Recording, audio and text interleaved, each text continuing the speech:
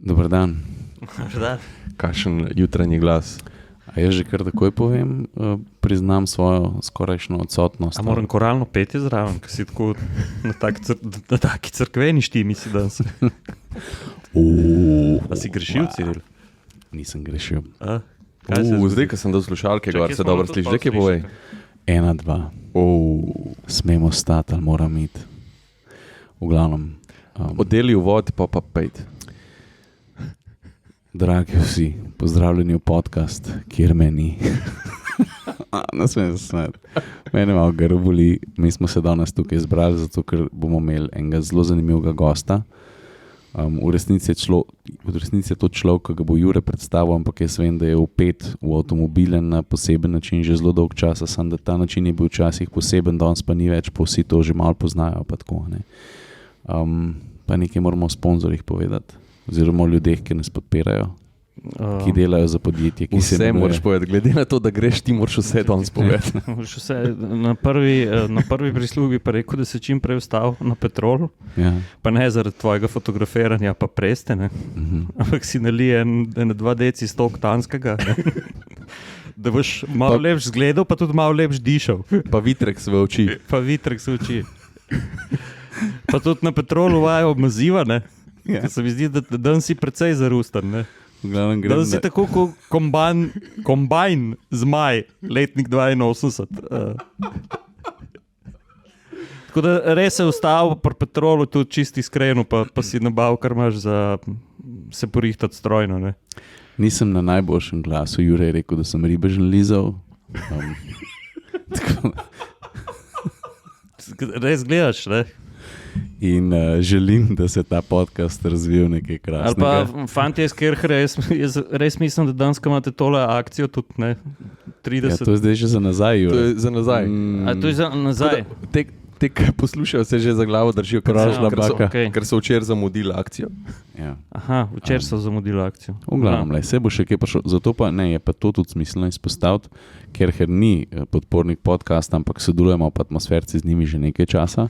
Pa zato imaš rumen pulavarček danes? Ne, zato ker je Mustang pred bajtom.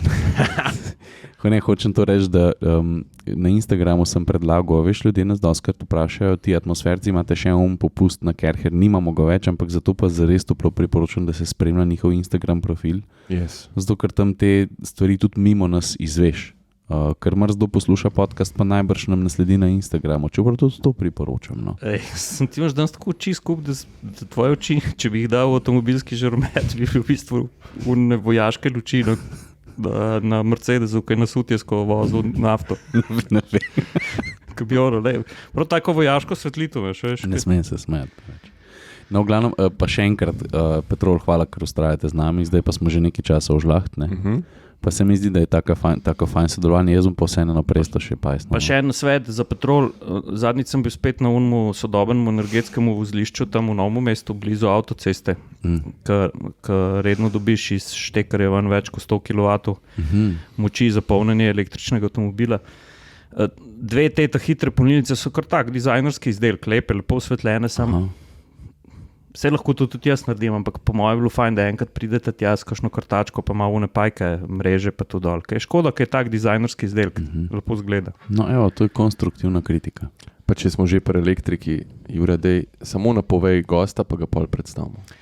Ja, gost je pa en tak poseben, sploh ne vem, kako vam bi ga predstavil. Je na nek način Spider-Man, ki se ne boji leda. Od leta 2007 se že voz na elektriko.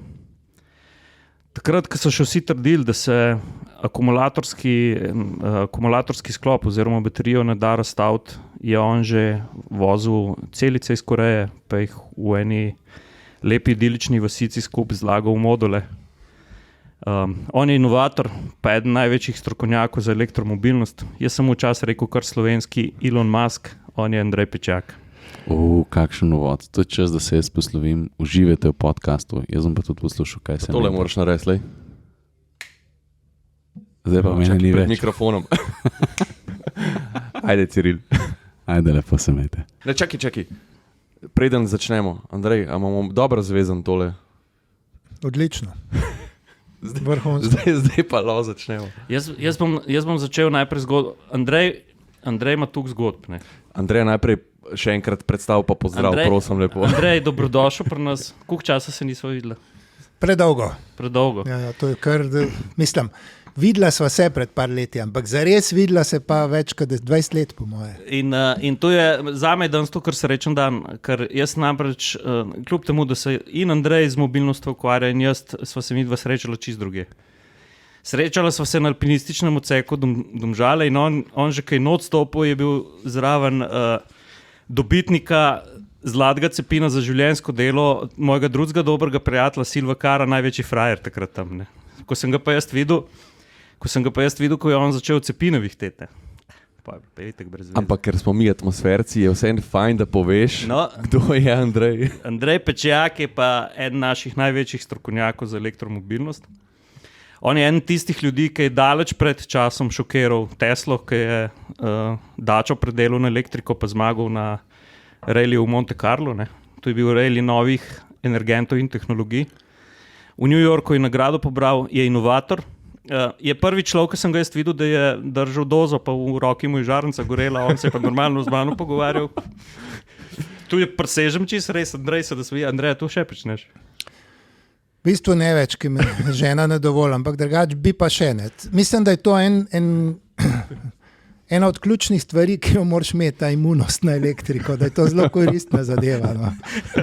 Imunost na elektriko in pa tudi, veš kaj, tudi Andrej ima širino. Andrej je po izobrazbi strojnik, ampak to je eden tistih strojnikov, ki je bil zraven pri celi stvari, od matice naprej. Tudi matice je štancal doma, veš kakšno prešo imel tam na Češenci, ne?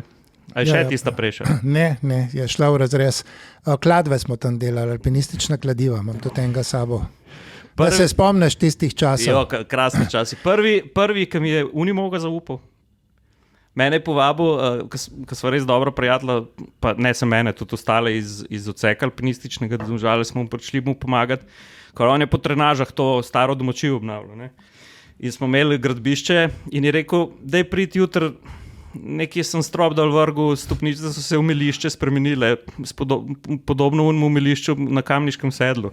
In sem jaz si mislil, pa dobro, kako to, ne? In sem tja prišel in res ni bilo stopnic, smelišče je bilo, ne? In pol je Unimoga pripelo in smo na Unimoga kipala in pol smo dali v reduktor in smo tudi pelali na deponijo in skratka, on nisem štromar, on je najprej dišal po nafti, benzinu, po šmeru, po kovini, pa še neki. Andrej, a se ti spomniš, ko si mene enkrat gledal, meni se zdi v slab v Palanku v Logarski dolini, ko sem se matral v kavbojkah. Sem bil študent z Dolenjske. Jure, a se lahko ustaviš? A se lahko ustaviš? A veš, ful je hudi zgod. Vem, ampak jaz si sicer priznam, jaz se ponovadi pripravim na goste, ampak moja beležka je danes čist prazna, zaradi tega, ker vem, da bo Jure šibu na polno danes, ne? Ker video se poznata in jaz točno vem, kam bo šel ta podcast. Ampak vseeno, Jure, daj se malo skoncentrirati, prosim te. Gremo po vrsti. Pejmo po vrsti. Dajmo Andrej uveljavljen elektrostrokovnjak. Daj povej mi, Andrej, ti se od leta, če se jaz ne motim, 2007 vozil sem še na elektriko. To je zdaj že 15 let, ne? Takrat se nisem samo na elektriko, ampak tudi na elektriko. Od 2010 ali bilo... Ne, od 2011 sva prvič uspela brez polnjenja priti s tisto dačo v Paklenico. In od takrat naprej se pa vozim samo na elektriko. Ker to je bil en tak preboj, ne, kaj je bilo treba priti, pa boh ne daj se vmes ustavljati. In to je bilo tisto. In koliko je Češenca, Paklenica, koliko je bilo to takrat kilometrov? 384. 384. Njegova dača, ki jo je on predelal, takrat Tesla tudi ni zmogla. Pa veš, da ta dača še vozi. En kolega je kupil v Izlakah in ima zdaj že kaj proti 300,000 kilometrom gre. In se mislim, da je bil letos v Beogradu z njo. Ampak kakšne baterije je imela ta dača? Se jih ima še zmeri. Še zmeri iste? Ja, še zmeri iste. To je en mit, ki ga je treba počasi razbiti, ne, da te baterije toliko malo časa trajajo. Baterije malo časa trajajo v telefonih. A pa veste zakaj? Nimam pojma. Zato, ker proizvajalec hoče, da kupaš nov telefon in že baterijo tako naredi, da ti po 2 letih ne crkne čist, ampak toliko slabi, da moraš kar naprej tiskati tisti USB priključek. Ko bo, ne vem, električnih avtomobilov milijardo na svetu, pa ne bojo vedeli več, kam jih dati, bojo tudi take baterije naredili, ki bojo slabele. Mogoče programirano celo slabele. Se pravi, da bo prav napisan software, da po 100.000 km bo to drastično padlo. Ja, da te začne omejevati dometelj, nekaj tazga, te živčen ga naredi. Ampak tebi to nošlo na živce? Takrat mene ne bo več. A boste na Metronu kaj pogruntali, da bomo lahko tak software, ker če te prav razumem, pol se nam obeta z rastjo električnih avtomobilov en tak ne Dieselgate, ampak Electrigate. Sigurno bo do tega prišlo, ker proizvajalci imajo pač svoje računice in svojo logiko. Ne? Te veliki proizvajalci niso glih neki angelčki. Ampak jaz bi še zmeraj vedel, kakšne baterije ima ta Dacia. Kapaciteta, zasnova. Kapaciteta je 48 kWh, dela na 220 V DC, ne AC. Baterije so pa Kokam, so korejske. To je en sorodnik LG-ja. Nekoč davno je v Koreji bil nek inštitut, kjer so naredili prve te NMC baterije, baterijske celice. In iz tega inštituta so 4 profesori naredili 4 firme, od tega so 3 še vedno danes. Eno je LG, eno je Kokam, pa še ena je. Vsak je svojo firmo naredil in je to šlo naprej. Veš kaj mi povej, klej opažamo zdaj, zdaj že lahko govorimo o razcvetu ponudbe električnih avtomobilov. Ne? In zadnj smo se s fanti pogovarjali, ne? Glih Hyundai pa Kia, 2 največja korejska izdelovalca avtomobilov. Danes, ko si človek usedel v Ionika 5, imaš občutek, da so Korejci na skrivaj 50 let razvijali električni avto? Sploh ne. Jaz sem bil veliko v Koreji zaradi lednega plezanja, kot sodnik, kot plezalec. In takrat leta 2013 v Koreji niso hoteli slišati o električnem avtu. Tudi slučajno ne. So pa za vsak primer pokupili vse električne avtomobile, ki so se takrat dubali in na otoku Jeju, to je na jugu Koreje, preizkušali te električne avtomobile. So pa od vraga, Korejci, taki poseben narod je to. Oni preučijo, skopirajo in izboljšajo, ne tako kot Kitajci, ne, so drugačni. In so sposobni res v enem letu neki čist na glavo spraviti, ker ne vem, leta 2015 ali 2016 sem bil naslednjič v Koreji, je pa to že bilo vse drugače. Oni so to vse pokupili, razrezali, preučili in izboljšali. To je recimo, kar nemška avtoindustrija ni bila sposobna. Pomej so še Rimcu pač zaupali, ne? So vložili tudi nekaj mislim, njegov delež, ne? Ja, ampak to je bilo že zdaj, to je bilo v kasnejšem času, ko so že naprej šli. Ne? Zdaj grejo pa že naprej. Zdaj pa recimo oni imajo edini poleg Kitajcev vehicle to load, tako da ti lahko, če je električni mrk, lahko hišo napajaš. Ne? To smo mi že prej imeli, ampak od proizvajalcev so oni edini, ki so do te točke prišli, ki so videli naprej in še to dodali. Ne? Nekateri bojo avto kupili samo zaradi tega. No, pa to ni mit, ne? Jaz sem bil tudi pri Andreju takrat, ko je bil žlet, ne? Ti si... Oziroma fotke si mi poslal, ti si takrat iz svojega električnega avta speljal na toplotno črpalko? Ne, na črpalko pač napajali smo hišo iz tega, ne, toplotna ne bi takrat zmogla. V tisti fazi smo nekje 3 kW, mislim, da smo imeli moči ven. Gnov si pa pumpel, da je topla voda. Ja, pa zjutraj kavokuh, ki je zelo nujen, ne, za espresso, pa to take stvari. Andrej, hočeš reči, da takih hranilnikov energije, kakor jih danes poznamo v hišah, nekoč ne bo, ampak bomo lahko imeli avte kot hranilnike energije? Hranilnik bo še zmeri, zato ker avto se enkrat odpele. Tudi če imate 2 avta pri hiši, se pa oba odpeljeta, tako da hranilnik bo še zmeri, sam bo majhen. Sigurno bo, mislim, ker če že tako gledamo, ne, zdaj hočemo vsi imeti 60, 70, 80 ali pa še več kilovatnih ur v avtu. In večji del te, razen takrat, ko se pelješ na dolgo pot, če nisi ravno ta poslovni potnik, to delaš mogoče enkrat na teden. Vse ostalo pa ta baterija brez veze stoji nekje. Zelo malo se koristi in bi se lahko več koristila in to na življenjski cikel baterija nič ne vpliva, ker ti ne uporabljaš zgornjega pa spodnjega dela, ampak samo sredino. In če ti, ne vem, prazniš, polniš baterijo od 30 do 70-80%, se življenjska doba nič ne krajša. Tako da je to nesmiselno, da ti avtomobili nekje stojijo brez uporabe. Plus to, da bi s tem lahko zelo pomagali omrežju. Ne vem, ti imaš parkiranih 100.000 avtomobilov v Ljubljani, rabi omrežje, rabi elektriko, bi jo lahko potegnil ven, ne pa plačajo ti to seveda. To je vse povezano z denarjem. Brez denarja ne bo noben nič pustil. Naš prejšnji gost je omenil to problematiko omrežja v Sloveniji. Kako pa ti gledaš na to? Da imamo neverjetno dobro omrežje. Ker mi prodajamo te polnilne kable, pa prenosne polnilnice, pa zidne polnilnice po celi Evropi. V bistvu Slovenija za nas skoraj ni trg, tle prodamo par procentov. In vidim drugje, kakšne probleme imajo z omrežjem. Švedska ima boljše, recimo. Nemčija ima tudi boljše, ampak države, kot so Francija, Belgija, ne govorimo o Italiji, to je pa katastrofa. Mi nimamo slabega omrežja. Samo malo, Jure, prosim te, mene te stvari zanimajo. Prejšnji smo imeli strokovnjaka, jedrskega fizika, rečemo temu, da se spozna na to. Danes imamo Andreja, ki mu tudi totalno zaupam. Prejšnji gost je izpostavil, da imajo v Franciji neverjetno dobro omrežje. Andrej prav, da imamo slabo. Ali lahko nekaj razrešimo glede tega?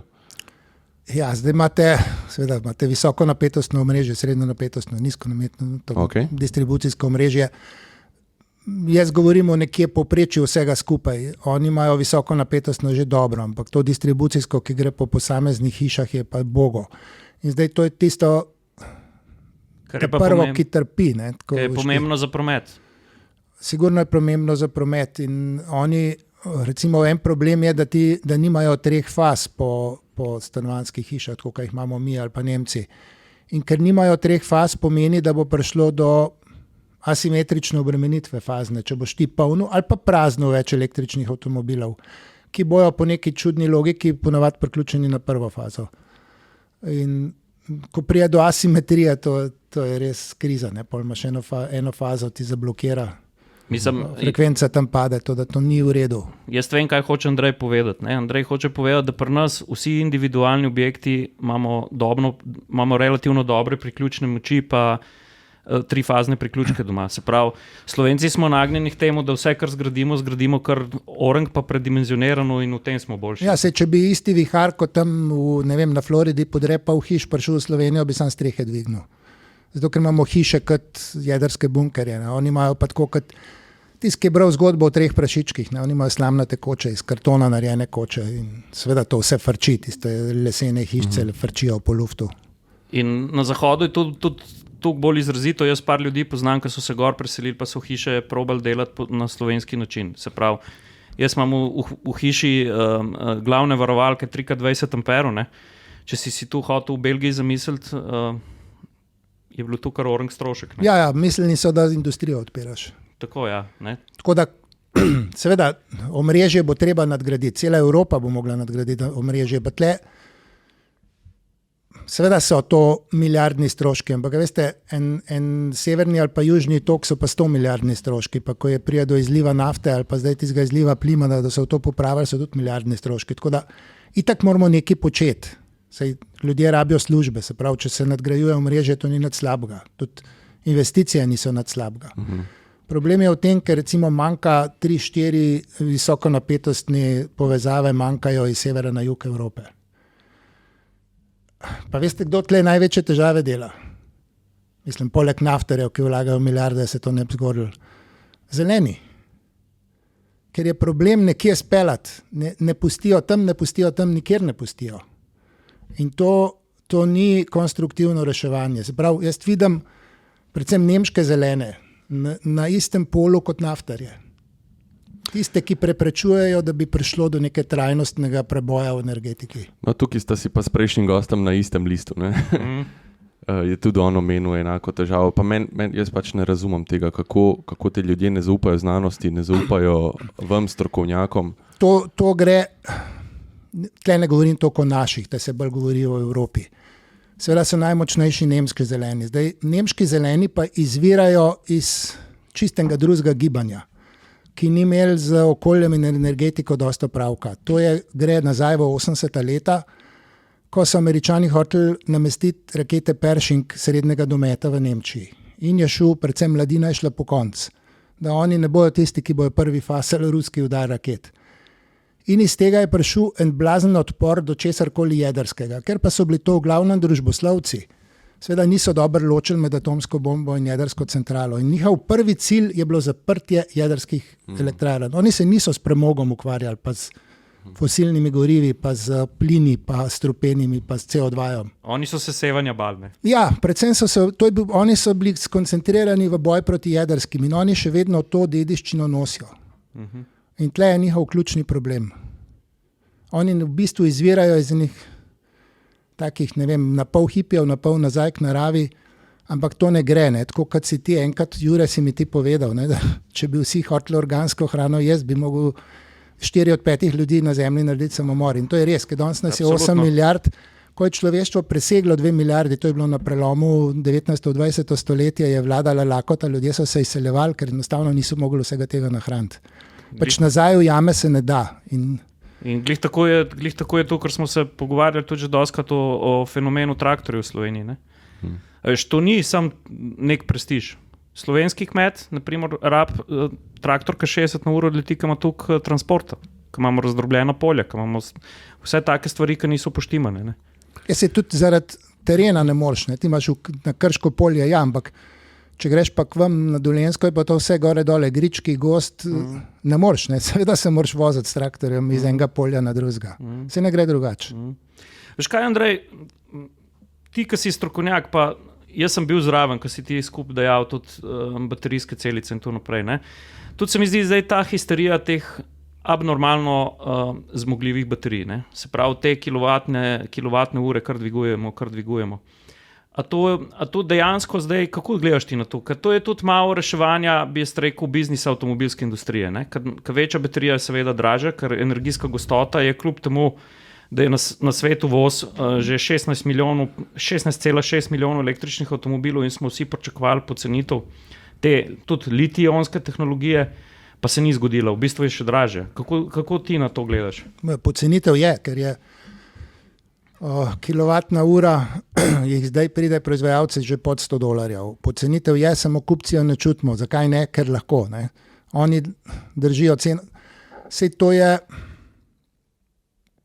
če rečem, tle je tale tvoj, ne vem, ali pa rečemo tak kozarc, ko ga tle držim, narejen iz stekla. Če bi danes vsi hoteli imeti 1000 kozarcev, da bi jih jutri imeli, bi prišlo do pomankanja stekla in bi cene navili. Cene bi navili malo, ker bi šla gor surovina, ampak še bolj pa zaradi tega, ker lahko, ker bi vsi to hoteli imeti. In ker je zdaj povpraševanje po električnih avtih nenormalno, so pač cene navili. S tem, da skušajo oni s tem, kar zaslužijo z električnimi avti, podkrivajo še ves razvoj, ki ga probajo vršiti, namesto da bi ga sami financirali, ga probajo vršiti na pleča kupcev. No, to so tudi prej delali, pa niso bile tako razvoj. Ampak ni bilo tako hiter razvoj. To je zdaj res, ja. Zelo hiter razvoj. Oni morajo nove tovarne graditi.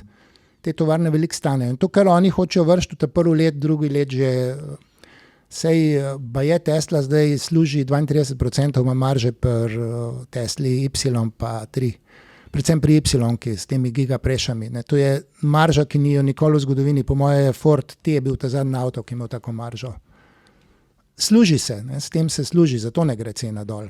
Zdaj, zakaj so pa velike baterije? Delno je krivo tudi to, delno je kriva Evropska skupnost.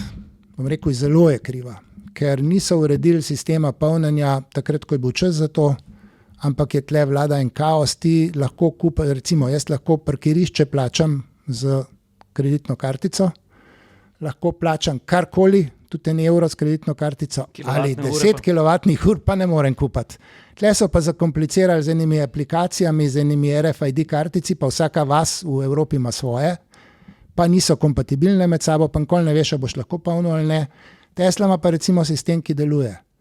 In če bi EU takrat, ko je potalala ne vem koliko 10 milijard denarja v te hitre polnilne postaje, da si je vsaka vas mislila na svojo RFID kartico, če bi takrat zahtevali en enoten sistem, bi zdaj imeli en sistem, ki deluje in bi lahko bile baterije manjše.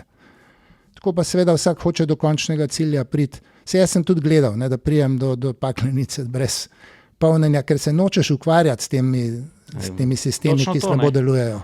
Ker jaz zdaj, če se vrnemo tudi na področje, ki ga oba zelo dobro poznava, pa ti ga poznaš bistveno bolj, kot jaz, alpinizem. Ne? Jaz če tako pogledam, kaj se je v alpinizmu spremenilo. Ne? Vsi so začeli v stene hoditi v lahkem alpskem slogu in to nekaj šteje. Ne? Mi pa zdaj z elektromobilnostjo pa postavljamo bazne tabore.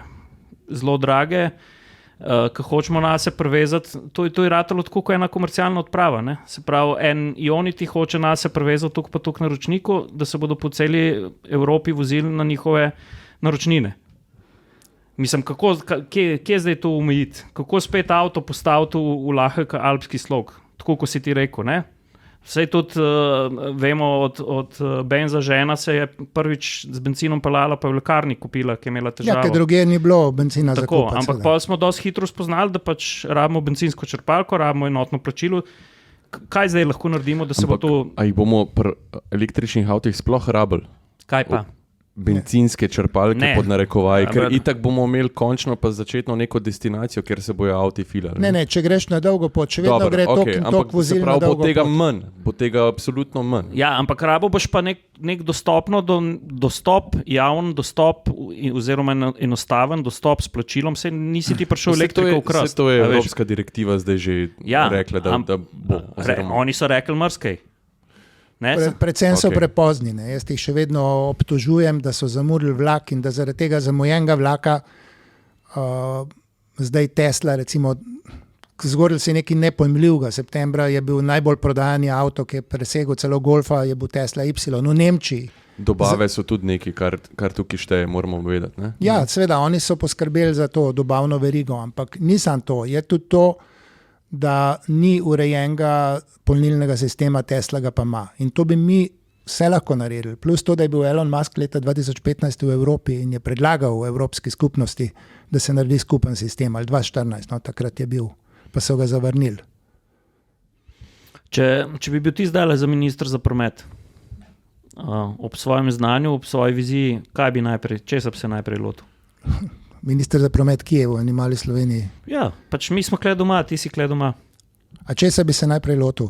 Najprej bi cestarje mal pristrigel peruti, da ne morejo menjati ograje na tak način, da se naredi 10 km kolona, da se zgubi 10.000 delovnih ur in da gre v luft par cistern nafte, zato ker avtomobili tam stojijo. To bi ta prva stvar naredil. Ne. Je pa res, da en minister se enkrat že probal lota Darsa, pa je bil odstavljen, ušel je. Kaj pa v energetskem smislu? Mislim, da imamo v energetiki pa človeka, ki je boljši od mene. To pa je? Gospod Kumer, on je strokovnjak, totalen. Iz genija je prišel in veliko več ve o energetiki kot jaz. Mislim, da mu lahko zaupamo. Samo vprašanje je, kako bomo te stvari spravili na evropski nivo. Slovenija je eno, pa imaš pa Evropa, mi smo vseeno odvisni od Evrope. Pa me pa še eno zadevo zanima. Ne? Tu sem glih zadnjič razmišljal, še prej smo se mi zmenili za tvoje gostovanje pri Atmosfercih.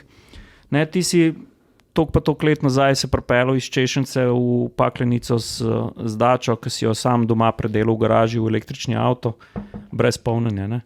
Zdaj še vedno vidimo, kljub temu, da so velike baterije, kaj po tvojem mnenju definira to učinkovitost? Ker tudi sam vidim, naprimer v Motor-EV smo letos testirali zelo veliko električnih avtomobilov in so čez dalje večje razlike v učinkovitosti. Se pravi, ti imaš enega ta novega BMW-ovega terenca iX, ki sem se jaz po avtocesti z lahkoto vozil s porabo manjšo kot 18 kWh, pa imaš spet na drugi strani en avto, ki je pa bistveno lažji, ki pa na avtocesti ne gre po 20 kWh. Kaj je kle trik? Pri električnem avtu masa ni toliko pomembna, zaradi tega, ker pri zaviranju regeneriraš. Ne? Pri bencinarju je masa veliko bolj pomembna. Ful je pomembna aerodinamika. Zdaj, tudi če je avto v obliki dnevne sobe, kot prav za terence, še zmeri veliko pomeni, recimo pokrito dno, kljuke, ki grejo noter, kup stvari je teh drobnarij, ki jih lahko samo v vetrovniku ali pa don že z računalniškimi simulacijami določaš, in pa učinkovitost pogona, pa učinkovitost hladilnega sistema. Zdaj tisti, ki so spredi, ta prvi Golf recimo ima spredi kar hladilnik od dizla. In jasno je, da tle prihaja do velikih izgub. In sploh, ko greš enkrat na 90 ali pa 100 na uro. Tako da avtomobili bi vsekakor morali biti bolj aerodinamični, s tem bi povečali učinkovitost. Jaz bi se, Andrej, mogoče malo vrnil na te tvoje dosežke oziroma predelave. Dačo smo mogoče že omenili. Daj povej še kakšno, kaj si kaj naredil?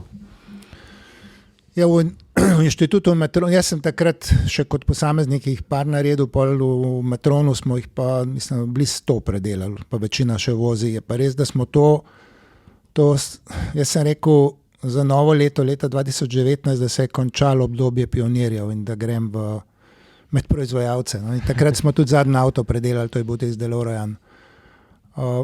Ta je recimo, ja, mi pomeni nekaj posebnega, ker je bil to zadnji avto, ki smo ga predelali, pa je nekako skok v prihodnost za Metron.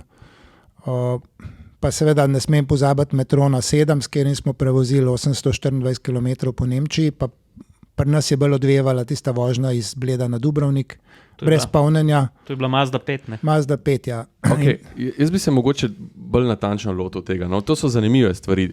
Dajmo najprej DeLoreana obdelati. Se pravi, v osnovi gre za V6 motor, tega motorja ni več noter. Kaj si, Andrej, hvala Bogu, ta motor je uničil DeLoreana v samem štartu. Seveda, ker je v filmu šel veliko več kot 88 tistih milj, ne? V resnici pa ni šel več kot 88 milj. To se je režiser norca delal. Ne? Če preseže 88 ur na milj na uro, bo šel v prihodnost, ampak jih ni. Ja, seveda. Kaj si pa ti naredil? A je pol tvoj šel več kot 88 milj? Ja, seveda. Mislim, se bi težko šel toliko malo. Ja. No, povej, kaj si naredil? K nam je prišel en irski režiser, ki je takrat stanoval v Sloveniji in je rekel, da bi si on zaželel predelavo DeLoreana. On je uvozil DeLoreana iz Združenih držav Amerike, ga tukaj registriral in potem smo ga predelovali. Cilj je pa bil, da se ta DeLorean pelje na Severno Irsko, tam v Belfast, v predmestje Belfasta, kjer je bila ta firma in da se tam pojavi. In to se je zdaj zgodilo, septembra je on odpeljal avto. Je rekel, da ko se je vozil predvsem skozi Veliko Britanijo, da je imel vsakič, ko je prišel, ko je kje stal, ko je polno, da je imel polno ljudi okoli avta, ko je prišel nazaj. Mi smo ugradili pogon od Tesla Roadsterja, tako da moči ima kar, čeprav smo ga malo zadušili, ker je povezanje na klasičen menjalnik od tega avta in tisti menjalnik seveda ne bi zdržal teh momentov, tako da smo ga nekoliko zadušili, ampak 100 milj na uro pa že doseže. Aha, na klasičen menjalnik ima pa koliko prestav? 4? 5 prestav ima, samo uporablja samo ne 2, 3. Speleš pa to vse v drugi, potem za po mestu imaš 3, pa za po avtocesti 4. To se pravi, menjalnik ste tudi prehendlali? Ne, nismo ga prehendlali, ker ostal je tako je. Tako je? Ja, ker nismo imeli celotnega pogona. Zakaj pa naprimer pri sodobnih avtomobilih imamo vse te reduktorske prenose, se pravi brezstopenjske? Nekaj drugega je, če ti predeluješ avto, nekaj drugega je pa, če to dela tovarna. Ti ne moreš elektromotorja narediti tako, da bo imel recimo od 0 do 180 na uro, da bi dosegel 180 na uro pa 8000 obratih, kar zdrži navaden menjalnik. Te moraš iti pol na 15-16 tisoč obratov. In zato so potrebni posebni ležaji, tudi posebna olja, zato recimo eni norijo lastnike električnih vozil, ko na tistih 200 000 km mora olja v diferencialu zamenjati, pa je tisto olje 50 € liter. To je zato, ker je to specialno olje, ker ga tudi pri visokih vrtljajih ne sme zmetati dol iz ležajev, centrifugalna sila in zaradi tega je to olje drago. Seveda, če pa sam nekaj delaš, da boš pa navaden menjalnik posilil na 10 000 obrati, pa ne bo dolgo delal. In pa ste zadušili moč, da je to kompatibilno? Pa. V bistvu nismo, zadušili smo obrate. Ja, nekaj smo tudi moči zadušili, se ne rab toliko moči. Ne. Ja. Koliko ima pa dosega ta predelen? Nekaj čez 300 km, ima 55 kWh baterijo. Je tudi probal lepo, brez problema gre čez 300. Je pa res, da britanske ceste so drugačne kot naše, ne, pri nas ne bi, ker tam po avtocesti, ne vem, če kdo vozi več kot 110. Pri nas pa razen kamiona nihče ne vozi pod 110, razen kadar je nesreča ali pa zastoj. To je res, ja. Kaj pa 826 km? To je... 24. 24? Ja. To si ti dosegel z enim polnjenjem. S kakšnim avtom? Ta predelana Mazda 5, ki smo jo pomenovali Metron 7 in sem celo dosegel, da v prometni piše tudi Metron 7. takrat je imela noter 100 kWh baterije, zdaj jih ima 86, no, takrat je bilo pa to dvignjeno na 100 kWh.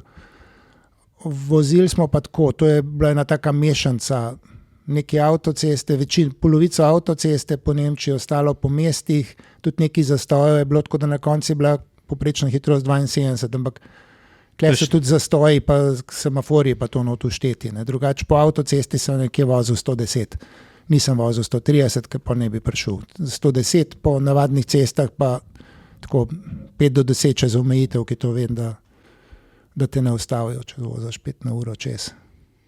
In to je bilo kjerga leta, če se jaz prav spomnim, 2015? 2015, ja, 2014 je bila vožnja iz Bleda do Dubrovnika, 2015 je bila ta vožnja. Tista vožnja do Dubrovnika je bila zelo odmevna v Sloveniji pa na Hrvaškem, ampak to ni naš ključni trg. Mi smo hoteli nekaj odmevnega v Evropi narediti, pa smo zato šli pol po Nemčiji voziti. Na enem tem elektrorejliju srečanju, kjer se je vozilo okoli 100 električnih avtomobilov, veliko prototipov, tako da je bilo malo bolj odmevno. In kaj si potem dosegel, mogel tam vse pojasniti? Kaj so te sprašvali? V bistvu, da je veliko sprašval, bo samo en ameriški novinar, ki se je z nami pelal. Tudi na koncu je bil zraven. Drugače pa Nemci, bom rekel, niti ne toliko. Nekdo je bil presunjen, je gledal, mi smo imeli od bivše Iskre Avtoelektrike, ki je takrat že bila Male, smo imeli motor noter, ne, in je pisal Male. In je Nemc bulil to in je rekel, da 20 let že dela pri Maleju, pa ni vedel, da je Male kaj takega naredil. Tako da največ so bili v bistvu ne Nemci zainteresirani, Švicari, Američani, te so bili bolj zainteresirani. Pa moram reči, da smo malo potem smo začeli te kable in to prodajati in je to zelo pomagalo, da si ti poznam po eni stvari. Ti si moraš, če si iz Slovenije, če si iz Nemčije, napišeš Made in Germany, ne rabiš nič več. Če si iz Slovenije, moraš pa najprej ime ustvariti. Vse je podobno je recimo z našimi športniki pa to. Ti moraš najprej priti na prvo mesto, potem te pa poznajo. Najprej moraš šokirati, pa... Tako. Če si pa iz ene večje države, si pa že šokiran s tem, da si iz tiste države. Andrej, če bi se danes lotil nekega rekordnega projekta, kaj bi naredil oziroma kaj bi spremenil na tej Mazdi oziroma kakšno osnovo bi vzel, kakšne baterije bi dal, motorje, recimo, da danes spet začenjaš rekordni projekt. Metron kako bi 10. se ga lotil? Pa ne bi se ga, ni več čas za pionirje. Dajmo sanjati, no? Kaj čem sanjati, če to je mim? Zdaj ne morem tekmovati z serijskimi vozili, so bolj učinkovita Mercedes ECQ, pa tudi Tesla 3, ne morem doseči te učinkovitosti. Ne, doma tega ne moreš narediti v garaži. To je bilo takrat, se razen Tesla noben proizvajalec ni resno lotil. In so tam neki pacali noter, ne vem, v bencinskega Golfa dali motor ven. Vse so na isti način delali kot mi, samo da so bili malo nemarni. Zdaj pa to drugače, zdaj ne moreš, mogoče bi v kakšni drugi stvari lahko, seveda. Vedno so še neki prostori, samo zdaj nekako, zadnja 4 leta sem jaz bolj vpet v energetiko in me tudi to bolj zanima, ker mislim, da je to ključni problem Evrope, ne domet pa kilovati, ampak kako rešiti energetiko in tle so ta mikroomrežja, naš trajnostni energetski krog, to, da imaš nek hranilnik, da imaš avto, ki deluje kot hranilnik, da imaš tudi večje hranilnike, tako da povežeš te obnovljive vire, pa seveda, mislim, tle bom vsem poudaril, čeprav mogoče kakšni bojo malo razočarani, naslednjih 50 let bodo jedrske nujne, zato ker je jedrska, ne bom rekel, da je dobra, ampak je precej boljša kot uporaba fosilnih goriv. Kaj počnemo s fosilnimi gorivi, lahko vidimo. Klima se do te mere spremenja, da bo za naše otroke in predvsem vnuke življenje že zelo oteženo. Tako da fosilna goriva bi morali takoj opustiti. Jedrskih pa ne, zato ker ti rabiš nestabilne vire energije.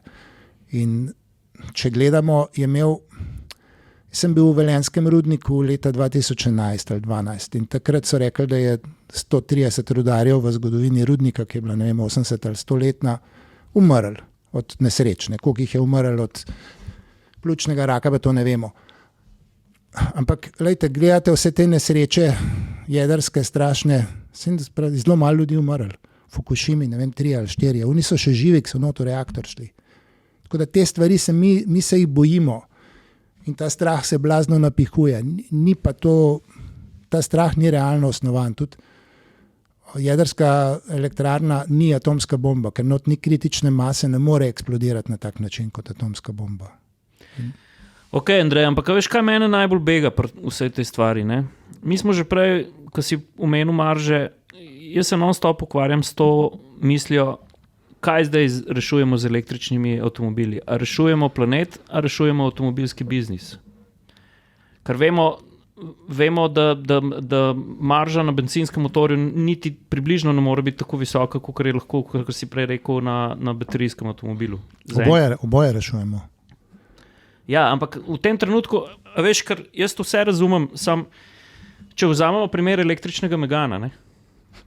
Ti si 4,2 metra dolg avto prenoju kupil v najboljših časih za 14,000 evrov. Saj so poskrbeli, da zdaj tudi benzinskega ne moreš. Vem, ampak je še vedno taka razlika, ne? Kako elektromobilnost približati. Ne, pa tudi, Slovenija je specifično okolje, ki bi v resnici se lahko več električnih avtomobilov vozilo, kot se jih voz, ne? Ker smo prej ugotovila, imamo dobre priključne moči, imamo več kot 300,000 individualnih hiš, se pravi možnosti črpanja energije iz največjega reaktorja v našem Osončju, se pravi Sonca, ne? Ampak dejansko ljudje si ne bodo zmogli privoščiti nov električni avto. Pri nas je točno to problem, ne? Kupna moč. Sej že Clio je bil desetletja najbolj prodajani avto, ne zato, ker je bil tako dober, ampak zato, ker je bil dostopen. Ne? Tam nekaj okoli 10, 11, 12 tisoč evrov je bil. Večina prebivalstva si 30, 40, 50, 60, ne vem koliko tisoč evrov ne more privoščiti v Sloveniji. Ampak to proizvajalce zelo malo zanima. Ne? Oni imajo dovolj velik bazen kupcev v Evropi, da pač take avte prodajajo. Sej, če gledamo neke cenene avte, so pa kar nehali delati. In mogoče je res to, kar ti praviš, da je pionirskih časov konc. Ampak jaz mislim, da v Metronu boste mogli začeti nazaj predelovati avtomobile na elektriko, ker bo to krožno gospodarstvo, ker bo to ratal velik biznis, ker drugače bo Slovenija ratala avtomobilska Kuba. Pri nas se bodo vozili 25-30 let stari avtomobili, ker ljudje ne bomo imeli za nove električne avtomobile. Kaj smo naredili? Ja, in bomo lahko prišli sam do meje, če nas pa novijo pustili. Naprej pa na vlak. Sigurno je tudi ena opcija bi bila serijska predelava. Moram reči, da se je Renault tega lotil. V eni tovarni imajo neke komplete, da predelujejo. Ja, Renault Refactory smo obiskali. Tle je tudi trg, samo mislim, da je treba dati čas v čas, par let, da se investitorji zbudijo, da nehajo samo v beton investirati, ker trenutno v kaj se investira, v nove shopping centre, imamo jih že, ne vem, več kot električnih avtomobilov, po mojem, v Sloveniji. Vsi bi zidali. Zdaj, če se te finance preusmerijo v nekaj drugega, seveda je možno eno tovarno spremeniti v serijsko predelavo. Nekoč pred leti je celo Volkswagen obljubljal en komplet, da bojo predelovali bitle na elektriko. To bi bilo zelo lepo sprejeto. In res je, ja, zdaj narediti milijardo novih avtomobilov je nesmiselno, ker od teh milijardov, ki jih vozi, je skoraj pol milijarde še vedno uporabnih, bi jih lahko predelali. Samo to se je treba lotiti na masovni industrijski ravni, tako kot se je Tesla lotila izdelave hranilnikov. Ne samo hranilnikov, tudi avtomobilov. Oni naredijo Tesla 3 v 12 ali 13 urah, medtem ko Volkswagen rabi za isti avto 30 ur. Električni. Ja. Andrej, pa kar lih omenjamo Tesla, no? Poznamo jih kot nekoga, ki je avtomobilski razvoj v bistvu premaknil z neke mrtve točke, potem jih poznamo kot nekoga, ki je dosti naredil na razvoju te tehnike. Kako pa danes gledaš Teslo v primerjavi z ostalimi? Še vedno je 5 let naprej vsaj. Mislim, jaz ves čas hvalim Teslo, čeprav v prvi fazi smo se ful skregali. To je bilo tisti rally Monte Carlo, ker so oni pol sem šel še na en rally, ker sem bil drugi in potem so oni kar spremenili pravila v FIA, so uspeli dosegli, da predelana vozila ne smejo več, ne pašajo več v isto kategorijo. Opa, si jim šel na živce? Ja, to je bil takrat uvoznik Tesla v bistvu v Evropi, ne direktno Tesla, ampak malo mi je šla na živce tista Tesla. Tudi v tistem času so Tesle kupovali te roadsterje ljudje, ki so se kar precej napihvali. Malo smo imeli konflikta z njimi, no. Ampak moram pa priznati, da so 5 let pred vsemi, da so potegnili v marsičem, recimo. Dajmo to. Dajmo to. Ja. Avto se je vedno tako delal, da si imel ene gigantske plahte pleha, iz katerih se je štancal kose in pol iz tiste kose se je najprej dal v prešo, ki je ukrivil, pa se je to dal skupaj, pa so robotki to zvarili in je nastal avto. Potem je pa pri Tesli en računalničar, ki ni imel pojma o proizvodnji avtomobilov, gledal svoj Matchbox ali pa tisti Hot Wheels modelček. Ga je gledal in je videl, da je ubrizgan iz kosa aluminija.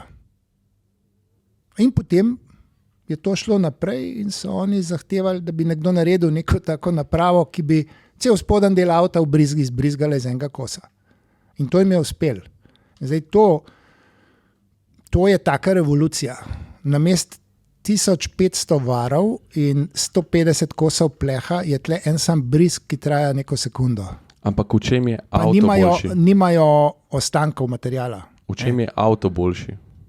V čem je avto boljši? Bolj tok je, pa predvsem je hitrejši narejen, cenejši je. Zdaj to ne pomeni, da je avto boljši. Andrej, jaz se tle ne strinjam nikakor s tabo. Če Tesla sparkirana tle pod našim brlogom in če jaz naredim krog okrog tega avta, noben spoj ni enak, noben luft pač med vrati ni enak, ta avto ne zgleda ok.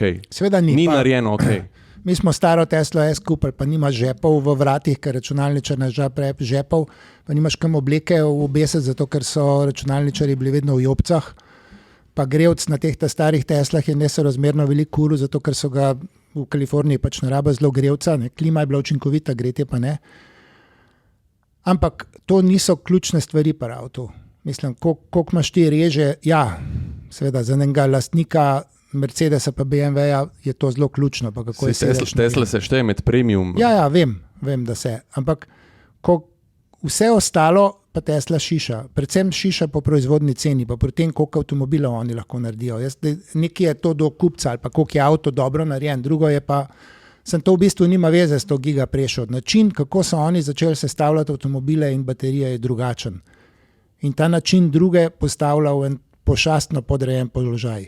In ker je slovenska industrija zelo povezana z nemško avtoindustrijo, ker smo mi tisti podizvajalci tega in Nemci so znani potem, da vse težave vržejo nadol, na unek so pod njimi, se bojim, da bomo mi imeli težave v naslednjih par letih, ekonomske, gospodarske zaradi tega. Zdaj, koliko so reže pri vratih, je v bistvu tle zelo vse. Problem je, da oni naredijo avto v 10 urah, oni rabijo pa 30 ur. Ampak mi govorimo o tem, kaj ima kupac od tega. Ne kaj ima Tesla od tega. Zaenkrat ima Elon največ od tega. Seveda ima. Sej zaradi tega mene zanima, kje je tle Tesla 5 let pred vsemi, razen to, da ima Elon na koncu 5-krat večjo cifro, kot vsi ostali. 5 let pred drugimi je v načinu proizvodne. Razen, oprosti, ker te prekinjam, razen, seveda razumem mrežo polnilnic, tlele absolutno priznavam, da so predvsem. To je huda stvar. To je huda stvar in to absolutno priznavam.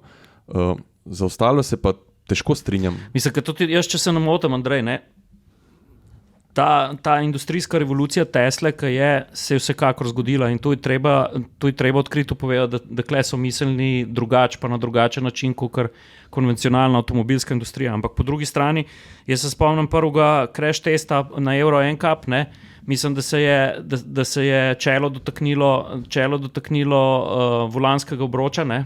Čez zračno blazino, vse ta poročila obstajajo in lahko pogledamo. Ampak je takrat Evropa kar na nek način, tam so sprejeli neko dejstvo, da bodo oni software popravili. Ne? In tu, kar mene pa Sašo ta bega. Ne? Jaz danes, ko se usedem, naprimer v tacgale BMW-ja iX, ali pa ko sem se usedel v Porsche Taycan. Jaz vseeno mislim, da iz vidika izdelave avtomobila je pa Tesla v zadnji. No. Ja, seveda, Taycan ali pa Escos ne moreš primerjati. Ja, ampak tudi, ko se usedem v ID5, govorimo o voznih lastnostih, za tesnitev kabine. BMW i4. Usedi se v ID3, ki je nekje tam kot Tesla 3, pa boš videl, da ni glih lepo narejen test ID3. Poceni ni, ampak ok. Da ne bomo samo pluvali, no, te zadnje berlinske Y-ke so veliko boljše narejene, veliko boljši avti so, pač prihajajo tja tam, kam morajo biti, tam, kaj je cena pač postavljena za ta avto. Tako da gre v pravo smer, ampak ne bi pa tako posploševal, pa mogoče rekel, da so pa zdaj. Absolutno jih spoštujem zaradi tega, kar so naredili v smeri to, da so premaknili avtomobilski razvoj z neke mrtve točke.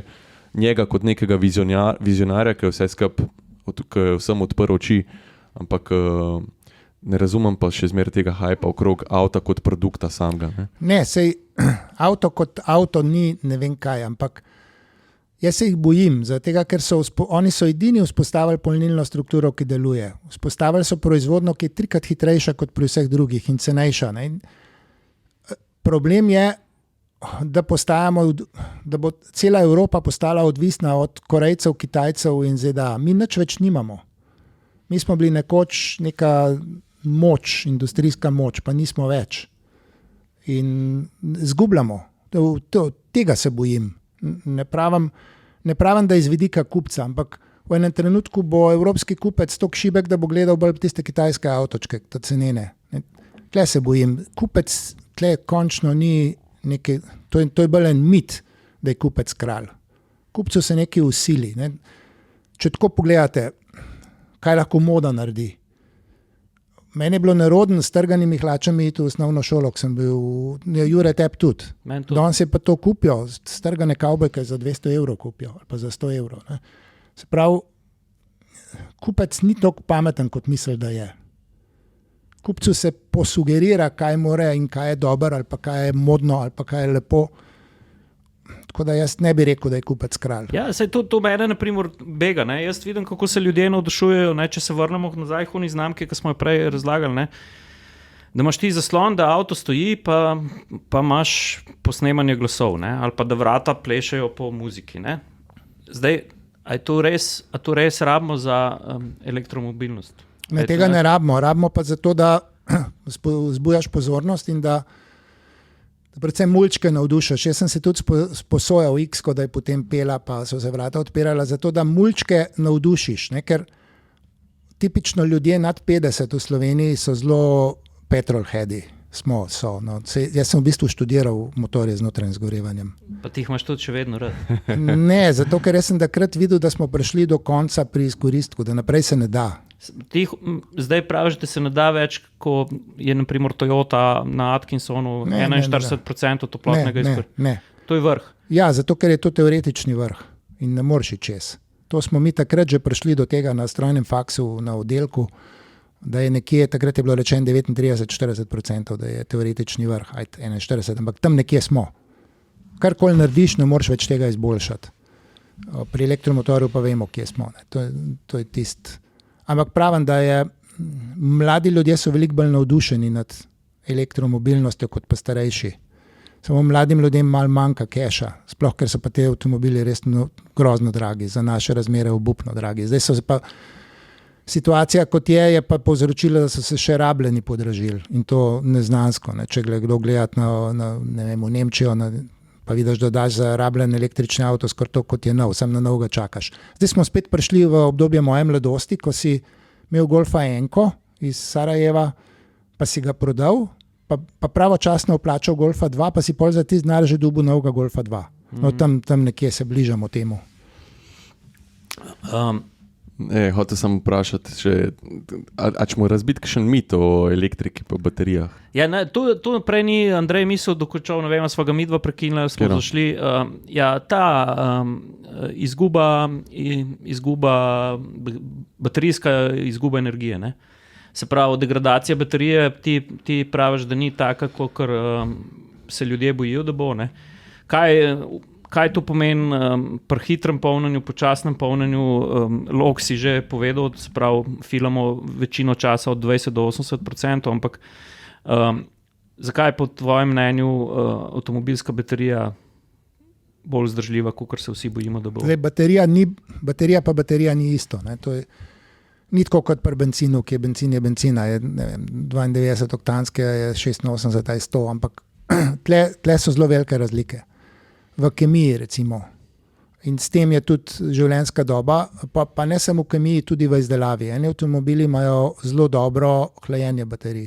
Termični nadzor. Tisti, ki imajo dober termični nadzor, imajo tudi dolgo življenjsko dobo. Recimo tipičen primer slabega, ali pa edini primer, da vem, slabega termičnega nadzora je bil Leaf 1 pa Leaf 2, ta prve dva Leafa. In tam je baterija dosti hitro slabela, sploh če si jo doma lepo polnil počasi, pol ne. Če si ga pa ti gnal po avtocesti, pa šel na hitro polnjenje, potem je pa prišlo, ne vem, v 5 letih si že izgubil 15-20%, kar je v bistvu kar rekord med avtomobili. No, na naši stari Tesli, ki smo rabljeno kupili Esko, je zdaj stara 8 let pa nekaj mesecev, ima 200,000 kilometrov in je degradacija 3% nič več. Tako da ni večina avtomobilov, kar jaz vem, pa tudi BMW ima slabo degradacijo, zelo nizko degradacijo, to ni nek problem. V bistvu sploh ni baterija ključen problem na električnem avtu. Ključen problem je isto kot na bencinarju, da ti bo elektronika nekje nagajala. Se vrata najo zaklepala, ne vem, tam se ti bo ena lučka pržgala, pa avto na hotel iti. Imeli smo enega BMW-ja i3, ko smo za njih en projekt delali, Gretja. In v enem trenutku se je en tak klinček, štift je noter, ki zaklene kabel. Ne? Da ko avto polni, te ne more kdo kabla ven potegniti. In pa je blat not prišel in je, ne vem, 60-70 tisoč kilometrih, je tisti štift blokiral. Pa nisi mogel kabla ven potegniti. Pa imaš pa tam eno tako zajlco, pa lahko tisti potegneš, pa kabel ven dobiš. Ampak motorček seveda ni več delal. In kako je bil avto narejen? Da ni hotel več polniti. Čeprav je to čisti nonsens. Se pravi, ti bi v bistvu, če bi bil, ne vem, kje v Dubrovniku s tem avtom, bi mogel vlečno službo naročiti, čeprav avto ni nič falil. In tudi to, da kabla ne moreš ven potegniti, samo pomeni, da ti bi ga lahko kdo ukradel, ampak valjda boš takrat zraven, ko ga boš filal. Te stvari, slabo napisani softveri, en kupenih majhnih električnih komponent, ki lahko odpovejo, ne, to najbolj nagaja. To je povsem isto, kot tudi na bencinskih pa dizelskih avtomobilih, če gleda zadnjo generacijo, iste stvari nagajajo. Potlej, eno vprašanje, ki se ljudje veliko s tem ukvarjajo, predvsem tudi zaradi raznih polizdelkov, ki pridejo iz Kitajske v majhnih prevoznih sredstvih, se pravi mikroprevoznih sredstvih, govoriva o električnih skirojih in tako dalje. Baterijski požari. No, to je bil eden od tistih mit vprašanj, ki sem jih hotel zastaviti. Ja, se imam sabo celice, sem mislil, da v kamero, da bi lahko še kakšno skrb. Bomo pokazali. Drugače je tako, ne? Te avtomobilske baterije so vedno težje gorljive. Recimo nekateri kitajski avtomobili, pa Tesla Y, Standard Range imajo že liti-ferofosfat teh baterij, praktično ne moreš več užgati. Seveda, ko zgori cel avto, bo tudi to zgorelo, ampak ne more več začeti goreti. Zdaj, če pa ti kupaš, ne vem, za 400 ali pa 500 evrov skirco, ki ima gume za napihant, ki ima okvir, ki ima elektromotor, regenerira, ima polnilci, ne vem kaj še vse, niti ne moreš pričakovati, da je to, pa je treba vedeti, da je od tega, ne vem, 22% DDV-ja, potem trgovina vzame 20-30% marže, potem je še prevoz, pa carina, pa oni tudi nekaj zaslužijo, ki jo naredijo, pol vidiš, da to skirco, ki je mogoče bilo je vredna 100 evrov, da ne more biti nekaj dobrega noter. Jasno je, da tle je prvič je polnilc poddimenzioniran, pa se greje. Če se vam polnilc greje, kakršen koli polnilc, tako da ga težko primeš, je tak polnilc potencialno nevaren, da bo požar. To nima veze z baterijo, ampak če to zraven enih časopisov ali zraven česa gorljivega leži, vedno lahko pride do požara in tle je vedno potencialna nevarnost. Sej tudi ko so se prva kitajska električna kolesa pojavila, pa so jih tam v Merkurju ki je že prodajali za 500-600 evrov, je jasno, da zadeva ni mogla biti dobra, ker ti navadenega bicikla kvalitetnega ne moreš dobiti za 500 evrov. Pa zraven bo imel še baterijo, pa polnilec, pa motor, ja, sigurno. Ne, ljudje preveč padamo na te nizke cene. Nizke cene vedno striktno pomenijo slabšo kvaliteto. Tle ni bližnjice. Ne, ni bližnjice. Samo mi smo zelo znani, no. Malo smo varčni, ali ne vem kaj, mi zelo padamo na nizke cene in pa seveda tudi na vse te težave padeš, ki jih nizke cene prinesejo. Zato ne eni nam malo zamerijo, ne? Mi imamo v bistvu, naši kabli so najdražji v Evropi in so veliko bolj cenjeni zunaj kot pri nas. Pri nas jih slabo kupujejo, ker mi vedno prednost dajo kitajski kabel. Ja pa poglej si ga, zgleda kot cev za vodo zaliva tisti kabel, pa kontakte poglej so taki kot v šukotu, valjda to ne more biti ista cena. A tanjši kabel pomeni slabši kabel? Tanjši kabel pomeni... Tanjša izolacija pomeni boljšo izolacijo, ker je kvalitetnejša, je čvrsta, pa lažje ga zviješ. Seveda not kabel je pa predpisan. Zdaj, čim bolj tenki laski so noter bakra, tem bolj je kvaliteten kabel. Večja prevodnost je. Ne? Ja, in teži se zlom. Zdaj, če imaš pa not debele žile, se bojo tiste žile zlomile. Danes sem odprl prtljažnik od tega BMW-ja in je bil noter zelo tenek kabel. In prav to sem razmišljal, a je slab kabel ali je dober kabel? Ne, to je dober kabel. Ok, no super. Po drugi strani pa še vedno, jaz mislim, da pri Tesli 3, če me spomin ne vara, ampak pri eni Tesli zagotovo piše v reševalni karti, da v primeru požara mora na prizorišče priti oziroma na mesto nesreče 11.700 litrov vode. To je pa ena šterna. To oni napišejo, seveda napišejo zato, da se zavarujejo pred ne vem čem. To je tako. V glavnem se baterije pri Tesli niti ne vnamejo. Recimo tista Tesla, ki je zgorela v Avstriji, ki je bila po vseh časopisih, tam se je vnel plin klima naprava in pa je zgorel cel avto, ampak edin baterija ni zgorela. Baterija je itak v vodi noter, v hladilni tekočini in baterija je bila cela, kompletna, cela. Tako da se zelo redko vname pri Tesli baterija. Ampak to pol to v bistvu malo umetno komplicirajo. Tudi, ne vem, zadnjič sem slišal za eno nesrečo, ki je bila poškodovana ena kona, ne, so se vsi utepali, ki je predpisan ne vem kakšen varnostni prostor okrog avtomobila. Seveda, umetno komplicirajo se bojijo. Zelo podobno se je dogajalo v prvi dobi bencina, ne, in tudi ljudje niso znali s tem delati. Če bo nekdo, ne vem, meni mulci, če bojo iz kerc van baterije vzeli, pa jih tam polni z avtomobilskim polnilcem 12 voltnim, bo tudi prihajalo do požarov. Na srečo zdaj mulci niso več toliko praktični, da bi to delali. Mi smo pa imeli, pri meni je velikrat bencin gorel, ko sem se igral z mopedi, pa to. Tudi en cel moped me je zgorel. Pa če se tisti starejši se spomnite, so gospodinje pucale z benzinom, ne? Pa en luč pržgal ali pa ugasnil, pa je šlo vse skupaj v luft. Benzin je izjemno nevaren, veliko bolj kot kakšne baterije. Samo smo se nekako navadili živeti s tem, pa tudi navadili smo se delati s tem. V prvi fazi so seveda opozarjali pred eksplozivnostjo benzina.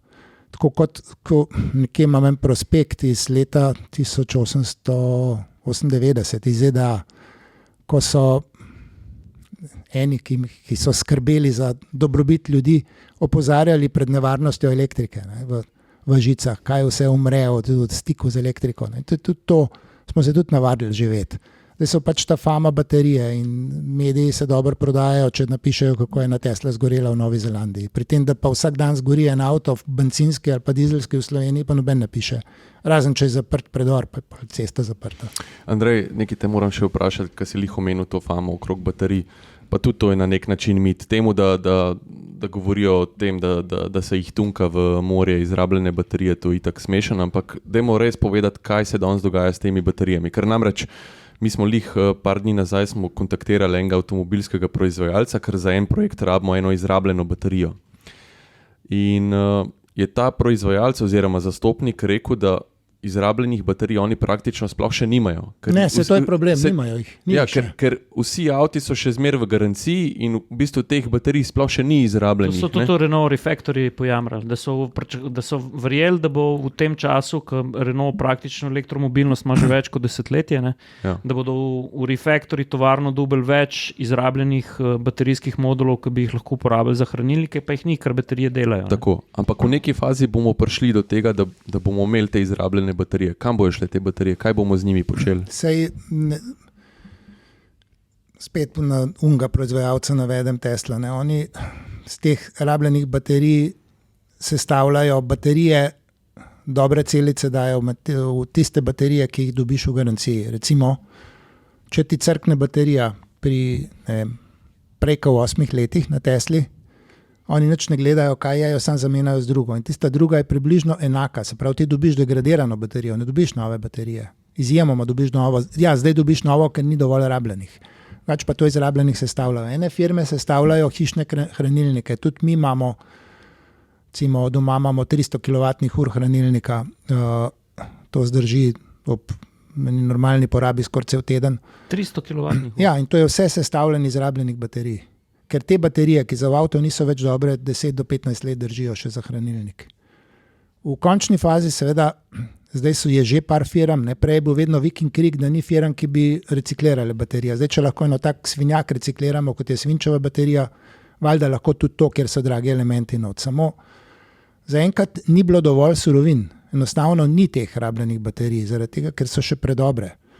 Ko pa bojo, pač iz telefonov so, sam telefon je v bistvu problematičen, ker je tako majčken, ne. In v bistvu s tem, da ga vsak let menaš, narediš po 10 letih že kar nekaj odpadka, ki se bi lahko recikliral, ampak se slabo reciklira. Spet zaradi tega, ker je premajhen. Zdaj, avtomobilske baterije se melje in potem se te elementi grejo se jih izloča ven in to se da reciklirati. Problem pa je, ker to moraš narediti linijo, ampak zaenkrat ni inputa, ni še dovolj baterij. Tako da mislim, da je to en najmanjših problemov sploh. Sploh, če bi recimo šla cena surovin gor, potem bi se še bolj vse reciklirali. Sej že zdaj noben ne bo žico vrgel ali pa nek kos bakra ne bo vrgel v smetnjak. Sej dejstvo je, da se 98% teh baterij so taki materiali, da se jih da reciklirati pa ponovno uporabiti.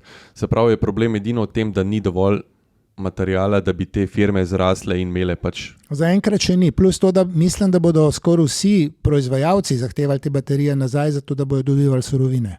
Ja, pa logično, celice ven je mal, ki so še v redu, pa jih kombinirali z drugimi. Ne. Ti lahko se je tudi neki delavnici je že mehaničnih, ki so specializirane na to, da se stavljajo, recimo te odpove en blok celic v avtu, pa ti oni se stavijo, pa mislim, da te so nekje na Poljskem. Veliko se je Fiatov 500 pripeljali iz ZDA. Zdaj Fiat 500 ima pa eno tako čudno lastnost, da ima 12 voltov vedno priklopljenih na glavno baterijo in ta se počasi prazni. Ljudje so kupili na dražbi na Fiat 500 električni v ZDA, recimo avto je imel mogoče 30%, noben ga ni do vrha nafilal, potem je pa to stal, pa se vozil, pa je minil 3, 4, 5 mesecev, da je to prišlo v Slovenijo in je prišel s popolnoma prazno baterijo. Globoko izpraznjenje celic, ne? Globoko izpraznjenje, taka baterija je za nič. In to so popravljali, to so potem nekdo na Poljskem je to za 6 ali 7 tisoč evrov sestavil iz novih. Zdaj, jaz tudi tle tudi vidim tako kot, če se spomnite, pri kleparjih je včasih doskrat kaj gorel. Pa tudi kakšen rezervoar je šel v luft.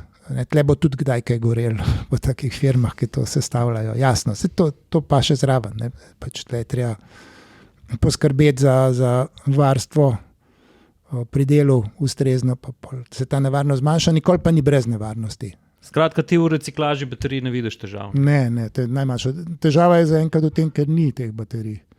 To je spet en mit, ki mislim, da ga napihujejo naftari s svojim enormnim premoženjem. Treba je vedeti, da so to trilijoni evrov in da vsak procent, ki se manj nafte proda, je nekdo zelo prizadet zaradi tega. In mu ni problem investirati milijardov v neke medije, ki potem napihujejo te zgodbe. Andrej, a s polnjenjem bomo pa ostali pri teh kilovatih, ki so, ali bomo šli kem naprej, ali bomo spreminjali način polnjenja? Kako pa misliš, da se bo to razvijalo? Ne vem, jaz sem malo že, ne vem, kako bo to mlada generacija dojela. Itak je tako, da baterije bojo kmalu zmogle zelo hitro polnjenje. Dobro hlajene baterije z novimi kemijami, ene že zmorejo, do 10 minutah napolniš ali pa 15 minutah. Spet grem nazaj na našo Teslo, da eno imamo malo novejšo, pa še tista je stara 7 let, tista v 30 minutah napolni, iz nič na 80%. In v teh 30 minut, recimo na vsakih 300 km meni, ko sem bil 30 let mlajši, je bilo spet drugače. Zdaj mi zelo prav pride, da se spočijem, da pogledam e-maile, da nekaj popijem, pojem kakšno kavo, da grem na stranišče. Tako da jaz te ne vidim takega problema, ampak seveda je pa tako, hitrejš, ko boš filal, več boš plačal. Tisti, ki bo hotel nafilati v 15 minutah, bo toliko več plačal, zato ker je to obremenitev omrežja. Idealen način polnjenja je, da se za mestne vožnje, za vse, kar ti zmore z enim polnjenjem, se napolni doma ali pa v službi. Z elektriko takrat, ko je višek elektrike v omrežju, se pravi z nekim vodenim polnjenjem. In takrat imaš pa lahko tudi zelo bistveno nižjo ceno. Zdaj so eni kolegi kupili, Hrvati, ki živijo v Nemčiji, Jonika, starega Jonika, ne ta novega. Mi gre zelo dober, tudi ta stari Jonik. Ja, zelo je dober. Oni imajo 37 centov plačujejo kilovatno uro gospodinjske elektrike, imajo pa, jim pa ta dobavitelj jim garantira ceno 19 centov za avtomobilsko polnilnico, ki jo oni vodijo. Oni ti sam garantirajo, da preko v 24 urah dobiš toliko in toliko kilovatnih ur, kot jih rabaš. Polnijo čas, polnjenja pa oni določajo. In tle jaz vidim prihodnost, ker potem ne pride do preobremenitve omrežja, ti v bistvu lahko z avti balansiraš omrežje in to, da se gre v tako vrsto polnjenja, bo nujno. Ker smo pa ljudje nemarni in hočemo vse najenostavnejše, je to treba ljudi prisiliti z denarjem. Se pravi, tako kot so v bistvu tudi Nemci. Ne? Če ti polniš vodeno, boš, ne vem, plačeval 10 centov kilovatno uro ali pa 12, če boš polnil na gospodinjsko elektriko, boš 20, če boš polnil na eni javni polnilnici, boš 30, če boš polnil na hitri javni polnilnici, boš 50, če boš pa na ultra hitri, boš pa evro dajal na kilovatno uro. Ne? S tem reguliraš, ceno se da marsikaj regulirati. Se pravi, udari po žepu, pa boš navade spremenil, enim pa tudi ne. Tistim, ki imajo dovolj ali pa ki se jim to zdi zelo ključno, pa tudi ne. Kako bomo pa reševali probleme velikih strnjenih naselij in polnjenja? Bloki. Ja, to sva, ženo sva bila na Švedskem letos, ravno to sva si šla ogledati. Najprej treba spremeniti zakonodajo, se pravi, da ne more manjšina stanovalcev terorizirati ostalih. Če se spomniš, pred par leti je bil en primer, ko smo pomagali enemu invalidu iz Maribora. On je bil pripravljen v blok, so bili pripravljeni montirati dvigalo, vendar bi enemu na to dvigalo, ki bi šlo zunaj, metalo senco na balkon in je bil zato proti in je zadeva padla v vodo. Njim pa tisti spenjalnik po stopnicah ni prišel do vrha, ker je imel svinčeve baterije in smo mu pol mi ugradili litij-ionske baterije, tako da je lahko celo 3-krat prišel gor dol z istim polnjenjem. Tle kaže, pač v vsaki slovenski vasi in v vsakem slovenskem bloku imaš najmanj enega norca ali pa težaka. To je nekako, tako je, ne. Ja, ko je obseden z višino rubnika. No, obseden je že z nečem ali pa živi samo zato, da drugim nagaja. Njegov življenjski cilj ali pa njen je nagajanje drugim. Od tega se hrani, ponavadi so to malo starejše osebe, to niso glih 30-letniki. Ne. In tem je treba moč odvzeti. Prva stvar mora biti zakonodaja. Imate tudi, sem videl na Švedskem in to bi lahko pri nas naredili, so tudi druge rešitve. Recimo, občina, vedno se evropska sredstva tudi valajo, pa se neumno trošijo, da se naredi eno parkirišče, ki je oddaljeno do 500 metrov od nekih blokov, tako da to razdalja, ki jo narediš peš ali pa s kerco. In na tem parkirišču ti lahko najameš prostor, ker dobiš ugodno energijo, s tem, da ti pač so to vodene polnilnice. In imaš ti rampo, greš noter, parkiraš na katerokoli parkirno mesto oziroma polnilnica razpozna avto in enkrat na mesec tisto plačaš. Tako kot je pa zdaj, je pa seveda jaz pravim tisti blokarji, ki imajo zdaj električni avto, bi skoraj morali dobiti red za zasluge v boju proti klimatskim spremembam, ker to je res grozen. Jaz ga ne bi imel. Andrej, mi zdaj malo sanjamo, ne, glede tega, ampak evropska direktiva pa narekuje, da bo do leta 2035, se vemo, kaj se bo zgodilo, ne? In to na nivoju od Norveške do Romunije. Mislim, to kar se zdaj pogovarjamo, to so neki idealni scenariji, ki se morajo zgoditi do takrat. Mogoče bojo spremembe ostale na severni strani Alp. No, ne vem, če bodo pluskali na čez, bomo videli. No, tu sem te hotel vprašati, ker če pogledaš Ljubljano, pa v končni fazi, jaz sem dostkrat mi je naprimer Facebook ven vrgel to neprestano vojno med elektrodruštvom pa ponudnikom carsharinga v Ljubljani, kdo zaseda parkirišča, kdo zaseda polnilnice. Ne? In zdaj si ne predstavljam, že, če samo eno Ljubljano pogledamo, po številu prebivalcev niti ta prava metropola ni, ne? Kje bomo imeli kleše v eni Šiški, v enih Fužinah? A veš, pa v BS-u so, ne vem, pred parimi leti so šele rampe naštimali toliko, da lahko normalno parkirajo navadne avte. Kaj šele, da bi naštimali za polnjenje električne? Tle so potrebne investicije, ampak se jih hočemo nekaj delati. Ne? Tako kot sem rekel, naredi se parkirišča, dovoli se priključke recimo na parkiriščih, kjer je lastništvo znano. Veliko parkirišč je problem to, da blokarji niso lastniki tizga, ne? Ne smeti zakonodajo treba spremeniti, treba je nekaj investirati, pa se to da spremeniti. Zdaj, koliko se pa to bo spremenilo, pa ne vem. Pač vem, da na trenutnem ministrstvu za energetiko sedijo strokovnjaki, tudi, ki vejo, kje je problem. Ali bojo pa to lahko implementirali v Sloveniji, ali pa ne, tega pa ne vem, ker nisem vedeževalec, da bi to vedel. Zdaj, kaj se bo zgodilo, ali bomo ostali na Balkanu, ali bomo uspeli v Evropo, to pa ne vem. Ko sem bil jaz mlajši, takrat so nam res obljubljali, vsi so govorili o neki Švici, pa žal nismo uspeli tistega koraka v Švico narediti, bolj kaj proti jugu, no, se nekako.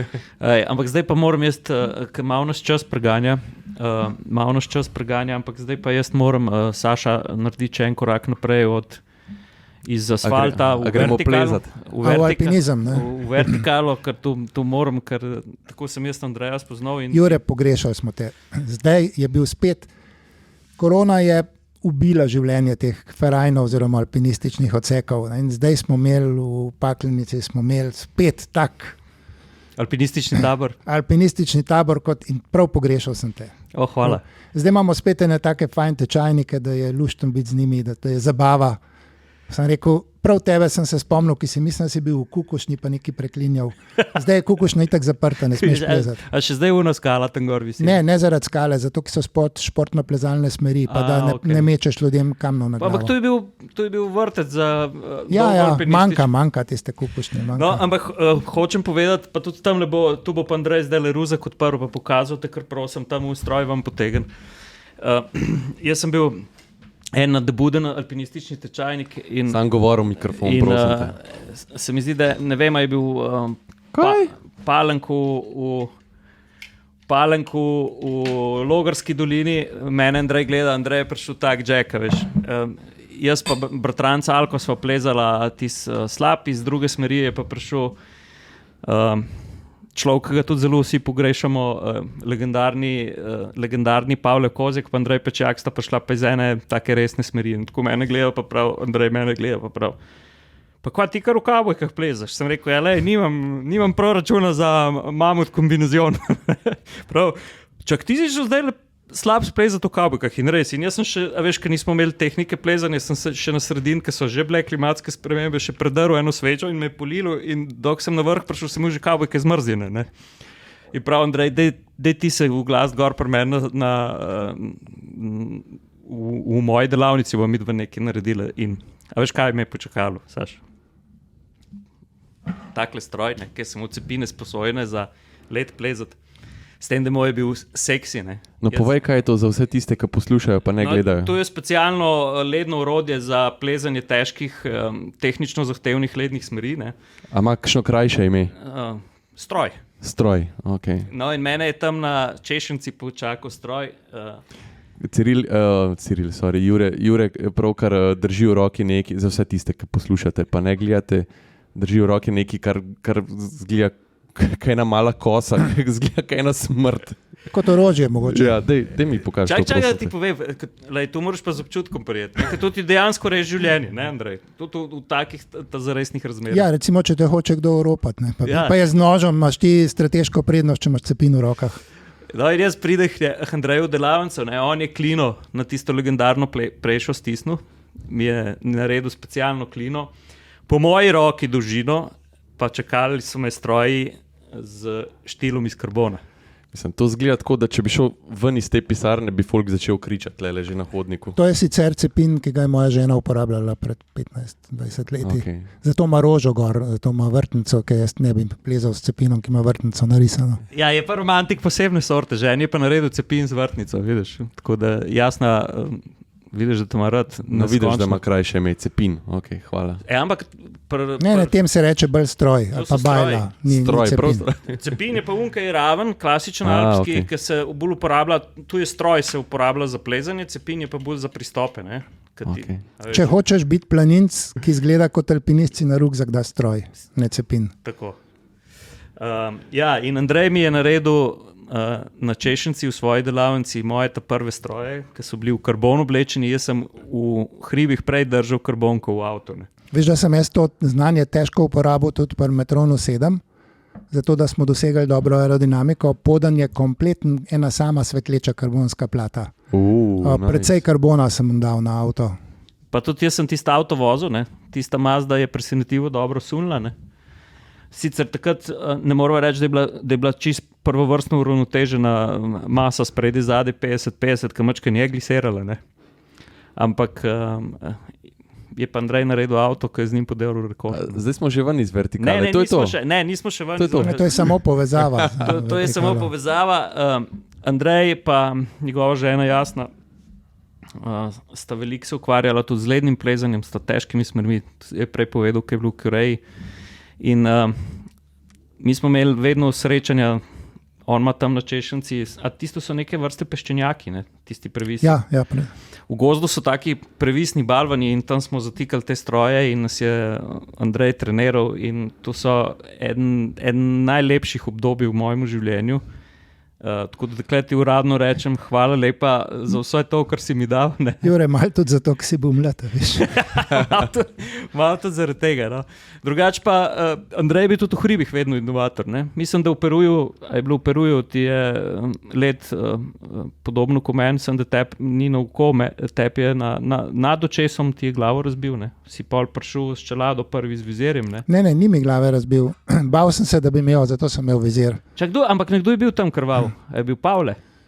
Pa to ni bilo v Peruju, oba sva bila krvava pri nas pod ledinskim slapom, ker si je frčal dol tok, ampak sva bila mal krvava, ni bilo neke sile, ni bilo šivov. No. Jaz sem tle totalno zunanji, pa verjamem, da vsi ostali so tudi zunanji poslušalci. Namesto da vidva imata te neke svoje interne pogovore, Andreja, poveš, ti se še zmeraj ukvarjaš s plezanjem, hodiš veliko krog, te malo razloži to svojo neko ljubezen do tega. Nikoli nisem užival drog, nikoli nisem pil, nekaj pa moraš imeti, pa greš pa se pa vržeš v alpinizem. Seveda prisotno je vedno neko tveganje, to je, stremiš v to, da to tveganje držiš na takem nivoju, da ga obvladuješ. Lahko se pohvalim, da ženo, ki mu imava vsak po več kot 1000 vzponov, pa nisva imela nesreče. Vedno moraš imeti tudi malo sreče, ni dovolj samo biti preudaren, ampak preudarnost tudi pomaga. Ne vem kaj, se mi zdi, da odklopaš glavo, da se moraš tako skoncentrirati v tisto situacijo, da vse ostalo nekam zgine in da se ti res ukvarja samo, takrat si samo stena in ti. Tista točka in ti nekje je še ki te varuje. Tisto dobro, da je. Se samo s tem ukvarjaš in je drugače, no, bom rekel, se sprostiš ali pa ne vem, pripravaš možgane za druge stvari. Sprav, jaz ne razmišljam o električnih avtih, ko sem v steni, razmišljam, kako bom prišel čez. Kaj te pa žene sama, pot po vertikali ali vrh? Ne vrh, pot, splezati isto vertikalo, splezati neko linijo, če je nova linija, še toliko boljš, da pridem čez steno, ne vem, to je izziv samemu sebi, tako kot to je zelo isto, kot če hočeš, ne vem, maraton preteči pod 3 ure. Ne? To je tudi izziv samemu sebi in tle je tudi izziv samemu sebi. Se pri maratonu te končno tudi lahko kap zadene, sploh če si v mojih letih. Se je pa tudi v steni pokazalo, da je strojnik, ne? Ko si slišal njega, ko kline zabijo, je bil en tak zver. Ne? Pa ponovadi, kadar klin lepo zazveni, je tudi dobro, ne? Zabit, kar pomeni, da si zelo varen. Pa še eno anekdoto imam, ne? Andrej je kot strojnik bil vedno inovator. Ne? Jaz mislim, da si imel v kasarni eno težavo, ko si razložil vodniku ali majorju, kako bi ti kasarno zavzel z enim tankom pa 2 človekoma. To drži ta zgodba. Ja, ker je bila jugoslovanska vojska zelo v tistem končnem obdobju, ko sem jaz vojsko služil, je bila, res ni bila kaj dosti vredna. No. Vse je bilo na zelo nizkem nivoju, tehnika sploh. Jaz sem takrat razložil pomočniku poveljnika kasarne, da bi z 20 vojaki zasedel to kasarno brez problema. Ne. Z 20.000 elitnimi vojaki bi pa celo Jugoslavijo lahko. Ne pa držal, ne. To sem mu posebej rekel. Držati ne, ker je to Norfolk. Se pravi, Blitzkrieg bi pa lahko naredil. Ja, samo nikakor ne držati, ker je folk zmešan in se začne upirati in bombe nastavljati. Pa smo težave, ne? Težave sem imel več čas, malo, ampak to je del spomina. Ampak iz te kasarne si en tak zanimiv priročnik prinesel, ki je pa prav prišel takrat, ko smo se pa Slovenci za neodvisnost borili. Ne? Ja, zdaj lahko povem, to je bila huda akcija, da sem ukradel servisni manual za T-84 za tank. Pa v bistvu nisem vedel, zakaj ga kradem. Zato, ker je bila to najbolj čuvana knjiga v kasarni. Mislim, da je bilo bolj to. Potem pa ženo jasno sem prosil, da je najdla enako debelo knjigo enakih dimenzij, pa sem pa vsebino zamenjal. Tako da v platnicah, vedel sem, da te knjige glih dosti ne prebirajo in da se v pol zgubila sled. Seveda je pa, če si ti šel kaj noč, so te upisali, ampak ker sem jaz poznal tistega, mene niso upisali, tako da jaz nisem bil upisan in niso mogli slediti, kdo je to vzel. Pa je pa slučajno nekaj let zatem pa to zelo prav prišlo. In pa, kaj se je pa zgodilo? Jaz mislim, da je bil Porsche 924, raketirali so pa jastrebi iz Mostarja, Hrvavc. Kako ti to veš? Ja, to je bilo, rečeno je bilo, da rabijo to knjigo zelo nujno, ker so bili tanke so dubali v Karavanškem predoru in je bilo nekaj treba popraviti. In najna naloga je bila, da to knjigo prepeljeva iz Ljubljane, kjer je bila uskladiščena, do Kranja, kjer bi jo predala na teritorijalno obrambo. Ampak to je bilo glih v času raketiranja. Pol se midva, pa čist prazna cesta je bila, užitek je bil, ne vem, tam proti, to je bilo proti Kranju po tej cesti. Ne. In sva imela tam 180 naštevcev in to je res užitek. A je bil Porsche? Je bil, ja, 24. Rdeč. In pol me žena praša, je rekla, lej, sliš po radiju, nikjer nikogar, po radiju so opozarjali, da raketirajo, nek dim se je dvigal tam iz Krvavca, pa je pa rekla, če kdo, a nimajo te jastrebi, ne jastrebi, to so bili galebi. Jastreb je bil. Ne. Galeb je bil trenažni, jastreb je bil pa vojno oborožen. Ja, jastreb, res je, jastreb je bil. No, je rekla, nimajo še nekih topov gor, pa to, je rekla, to prav ne izzivaš, če se z rdečim Porschejem peleš po cesti, pa nikjer nobenega drugega. Rekel, neč gas stisnemo, pa bo kar bo. V glavnem knjigo si pa dostavil. Ja. Evo. Super. Jaz mislim, da je čas za zadnje atmosfersko vprašanje. Zadnje atmosfersko vprašanje. Jure je že mal na trnih, kam mora šibati. Andrej, kjer je bil tvoj prvi avto? Prvi avto je bil Fičo. Tam sem se naučil vse, zato ker se je pokvaril. Rabljam Fičo. Povej en del, pa da vidimo, se je pokvaril ali ni. Števc. Itak, da se je. Klackalice. Ma itak da. Ma ne, sedež se je zlomil, vse se je pokvaril. Ni bilo. Tam sem se naučil, ker sem bil študent, pa še študent strojništva, je bilo takrat zelo moderno, da sam popravljaš. Sem se pač naučil popravljati, ne. Pa sem se ga pa v enem letu znebil, potem sem pa hrošča spet starega kupil, pa tudi tam sem se marsikaj naučil, ker tudi nemških hrošč ni bil. Je pa res, da smo mi kupovali avte takrat po 400 mark, ne. To je bilo tako, kot če bi zdaj po 500 evrov kupoval ali pa 1000 evrov, ne moreš dobiti res neke kvalitete za ta denar. Že takrat je nisi mogel. Edino, kar je bilo, da hrošč ni bil vzarjan, medtem ko je bil pa Fičo, je bil pa fenomenalen. Vem, da sem prišel na tehnični pregled, in mi je 27 križcev gor dal. Pa sem pa eno sošolko, ki se mi je zdela najbolj čedna, pa da je bila pripravljena to narediti, da gre ona na tehnični pregled. Ne. In je dejansko število križcev padlo na 17, ampak še vedno je bilo preveč. Krasna zgodba. Jaz se veselim nadaljevanja, ker po moje z elektromobilnostjo se bo odpiralo vedno več vprašanj, ne manj. Tako da, Andrej, še enkrat hvala lepa, da si prišel povedati tole zgodbo, pa upam, da se bomo zdaj več videli kot na 20 let. Ja, upam, da bo začel plezati. Spet ne. Se bom potrudil. Andrej, najlepša hvala. Super. Top je bilo.